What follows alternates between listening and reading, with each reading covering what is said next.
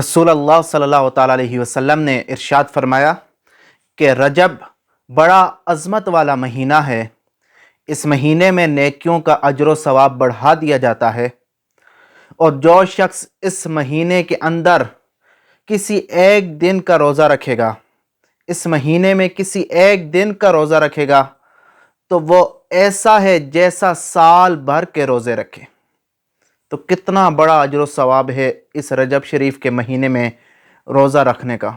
जिसने एक रोज़ा रखा वो ऐसा है जैसे उसने साल भर के रोज़े रखे।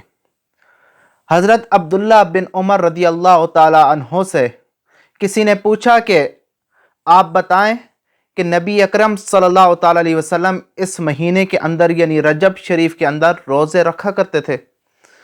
तो हज़रत सईदना अब्दुल्ला बिन उमर रदी अल्लाह ताला अन्हो ने जवाब दिया कि हाँ, नबी करीम सल्लल्लाहु ताला अलैहि वसल्लम इस महीने में रोज़े रखते थे और इनका एहतमाम भी फरमाते थे, यानी इस महीने को बड़ी अहमियत देते थे। हज़रत सईदना अबू किलाबा रहमतुल्लाह ताला आप फरमाते हैं कि जन्नत के अंदर एक महल है जिसमें सिर्फ रजब के रोज़ेदार ही दाखिल होंगे, यानी रजब शरीफ के अंदर जो रोज़े रखते हैं सिर्फ वही उस महल के अंदर दाखिल होंगे।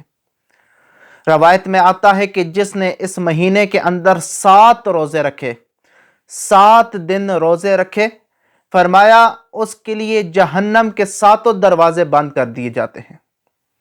और जिसने इस महीने के अंदर 10 रोज़े रखे तो वो शख्स अल्लाह से फिर जो मांगेगा अल्लाह उसे ज़रूर अता फरमाएगा।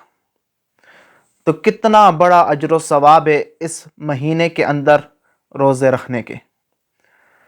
एक और रवायत में आता है कि जन्नत में एक ऐसा महल है कि जिसके सामने पूरी दुनिया एक चिड़िया के घोंसले के बराबर है, यानी इतना बड़ा महल जन्नत के अंदर कि पूरी दुनिया उसके सामने सिर्फ चिड़िया के घोंसले के बराबर है।